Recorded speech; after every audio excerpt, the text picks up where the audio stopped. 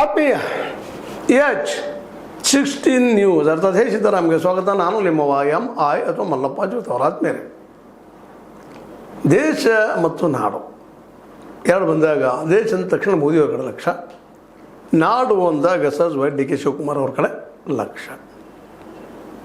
ಯಾಕಂದರೆ ಇವತ್ತು ಇಬ್ಬರೂ ಧ್ವನಿಯಲ್ಲೇ ನಿನ್ನೆ ಅವ್ರು ಮಾತಾಡಿದ್ದೀವಿ ನೋಡಿದರೆ, ಸಪ್ತಧಾರ ಅಂತ ತಿಳ್ಕೊಂಡು ನಾವು 2047ಕ್ಕೆ ಅಭಿವೃದ್ಧಿ ದೇಶ ಮಾಡ್ತೀವಿ ಏನೇನು ಎಲ್ಲ ಮಾತಾಡಿದರು.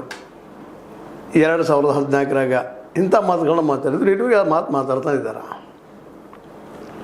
ಈ ಸಲ ಫಸ್ಟ್ ಟೈಮ್ ಮಾತಾಡ್ತಾ ಇದ್ದಾರೆ ನಮ್ಮ ಮಾಣಿಕ್ ಪರೇಡ್ ಮೈದಾನದಿಂದ ನಮ್ಮ ಮುಖ್ಯಮಂತ್ರಿ ಶಿವಕುಮಾರ್ ಅವರು, DK ಶಿವಕುಮಾರ್ ಅವರು.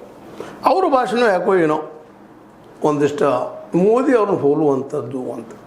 ಇಬ್ಬರು ಮಾತಾಡೋದು AI ಡೆವಲಪ್ಮೆಂಟ್, ಅದು ಇದು ಯುವಕರನ್ನ ಪ್ಲೀಸ್ ಮಾಡ್ಕೊಳ್ಳೋಂಥದ್ದು. ಈಗಾಗಲೇ RSS ಮತ್ತು BJP ಭಯ ಯುವಕರು ನಮ್ಮನ್ನು ಬಿಟ್ಟು ಹೋಗ್ತಾ ಇದ್ದಾರೆ ಅನ್ನುವಂಥದ್ದು. ಜಂಜಿ ಮತ್ತು CJP ಇವ್ರು ಬಿಟ್ಟು ಹೋಗ್ತಾರೆ, ನಾಳೆ ಅಧಿಕಾರ ಹೋಗ್ತದೆ ನಮ್ಮ ಕೈ ಹಿಡಿದು ಅಂತೇಳಿ. ಅದೇ ಕಾಲ DK ಶಿವಕುಮಾರ್ ಅವರು ರಾಹುಲರ ಒಂದು ಪ್ರಯತ್ನದಿಂದ, ರಾಹುಲ್ ಗಾಂಧಿಯವರ ಪ್ರಯತ್ನದಿಂದ ಮತ್ತು ಅದೇ ಕಾಲಕ್ಕೆ ಈ 12 ವರ್ಷಗಳಿಂದ, ಕಳೆದ 12 ವರ್ಷಗಳಿಂದ ಅನೇಕ ತಪ್ಪುಗಳನ್ನು ಮೋದಿಯವರು ಯುವಕರ ಸಲುವಾಗಿ ಮಾಡಿದ್ದರಿಂದ ಮೇಲಿಂದ ಮೇಲೆ ಇವತ್ತು ಸಹಜವಾಗಿ ಅವ್ರು ತಮ್ಮದೇ ಅಂತ ಒಂದು ಜಂಜಿ ಅಥವಾ CJP ಇವತ್ತು ತಾನು ಸಹಜ ಹುಟ್ಟಿದ್ವು. ಯಾರು ಅದನ್ನು ಅವುಗಳನ್ನು ಹುಟ್ಟಿಸಿಲ್ಲ, ಅದ್ರ ನಾಯಕರು ಯಾರೆಲ್ಲ ಇವತ್ತಿಗೆ ಅವ್ರು ಸ್ವತಂತ್ರ ವಿಚಾರ ಮಾಡುವಂಥದ್ದು. ಅವರು ಗುರಿ ಏನಪ್ಪ ಅಂತಂದ್ರೆ ಪೇಪರ್ ಲೀಕ್ ಹಾಕ್ಕೊಳ್ಳೋದು, ಪ್ರಾಮಾಣಿಕವಾಗಿ ಎಕ್ಸಾಮ್ ಆಗಬೇಕು, ಭ್ರಷ್ಟಾಚಾರ ಇರಬಾರ್ದು. ಈ ಬೇಡಿಕೆ ಇಟ್ಕೊಂಡು ಹೋರಾಟ ಮಾಡಿದರು.